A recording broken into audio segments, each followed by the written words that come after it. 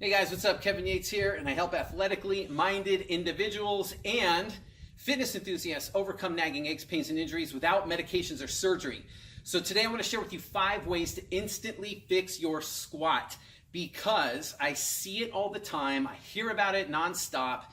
People who are made to believe that they can't squat anymore or they shouldn't squat anymore, whether it's in the gym, getting under a bar, whether it's just in their everyday lives or during sports activities, anything that requires bending down and squatting, they think they can't do it because their knees hurt all the time, or their ankles or their backs get messed up. And a lot of times we are led to believe that squats are bad for us. So here's the thing, and I've said this before, but it's really not the exercise at all that's bad for us. It's not the exercise, it's the execution of the exercise that's the problem.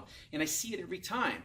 So I'm going to share with you 5 ways to instantly fix your squat, because it's not enough to just think that you go into the gym, get up on the treadmill, and start jogging for a few minutes, then do a few quick hamstring stretches, and you get under a bar and start squatting. Right? That's not going to be the best benefit for you unless you are some really genetically gifted person who's got incredible Gumby-like mobility and you never get hurt and everything feels great in your body. Listen, for most of us, if you're anything like me, I've been through the injury pain gamut, and I had it from head to toe for years. It's not enough just to do that kind of stuff. We have to strategically do some things and implement some methods in here so that we set ourselves up for optimum performance every single time. So here's the thing we're going to look at. The first thing is something that I call stacking the body.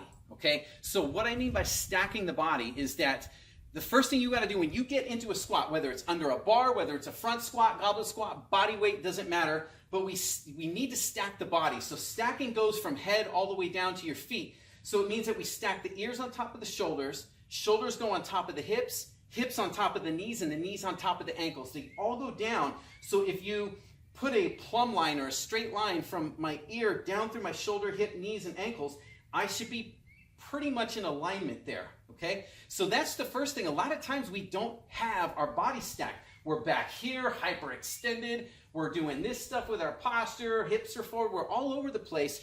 And if we don't pay attention, that could be a big problem, because a lot of times we don't realize how off we are and how unstacked our bodies become because we're in these positions all the time. You know what I mean if you sit at a desk all day for hours on end through your workday 5 days a week, and those positions that you get into, driving all the time, sitting, business meetings, flights, right? Flying in airplanes, and just all the time being cooped up and doing everything that's here in front of us. And this starts to feel normal after a while, and it's a big problem, especially when you're going to get in and start doing a squat. So we want to stack the body. Second thing is that once we get stacked, then we have to link the body.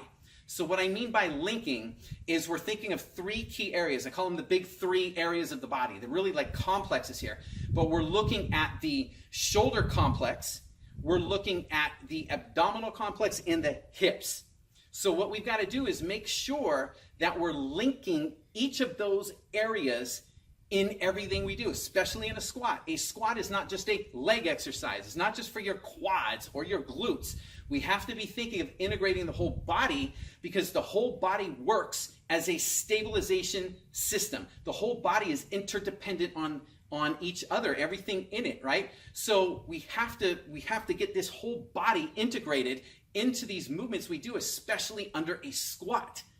So that way that we are not only moving well, but we're protecting our body, we're stabilizing, we're creating as much strength and stability as possible while we're under that load. So that's the second thing, is make sure that you've got the body linked up. And then the third thing is we want to make sure that we're using the right depth. So what I mean is that just because you can squat butt to floor does not mean that you should be. I'm not saying you should not, but what I'm saying is you got to be understanding what depth is appropriate for you. Here's the thing. You only want to be squatting down as far as you can with optimum stability. That goes with making sure you're set up for the movement properly and that you can perform the movement. You're linking the body up and everything is moving the way it's supposed to and stabilizing and feeling the way it's supposed to. So if for example, if I have the ability to squat all the way down to the floor, okay, but if I can only create optimum stability halfway into my squat, I'm going to be in trouble if I'm going all the way to the floor. This is where pain and injuries happen. When we lose the ability to stabilize the joints of our body, the spine, the knees, the shoulders, the ankles, the hips, right? Any of those areas or all of those areas, that's where pain and injuries come from. So again, now you can see it's not the movement that's bad for us, it's the way we execute it. That's the problem. If I only have stability halfway in my squat, that's all I should be using at that time. I shouldn't be going any further down until I can create stability through that depth. Otherwise, everywhere from halfway down to the floor, the further I go into that range of motion without stability, without optimum stability, the bigger the risk of injury that I have. This is where the problems happen. So understand and know the right depth for you. You can always progress it over time.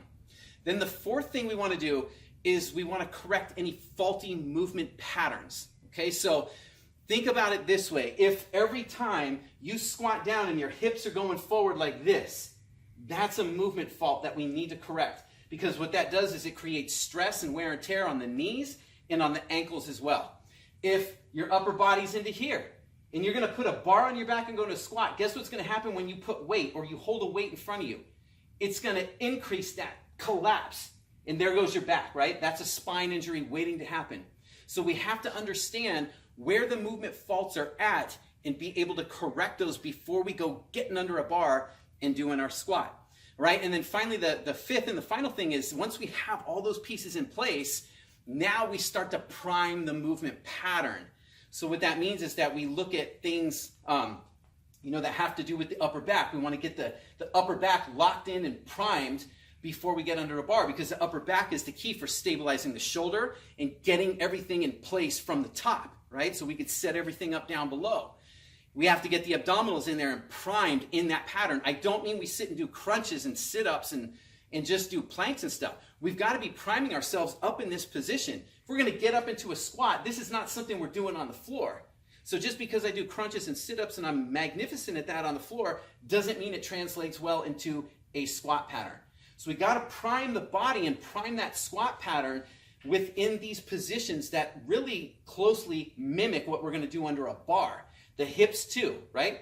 If I'm, back here hyperextended and this is where my body wants to go, that's going to be a spine problem. That could be potentially a neck issue or a shoulder issue even when I get under a load. So we want to make sure that we're priming the body, using movements and getting everything in place, and really kind of setting everything up from the beginning to the end, so that by the time that we're done with all 5 of those kind of methods that I just talked about with you, that by the time you get under that bar, boom, your body is primed and ready to go for an absolutely incredible squat workout.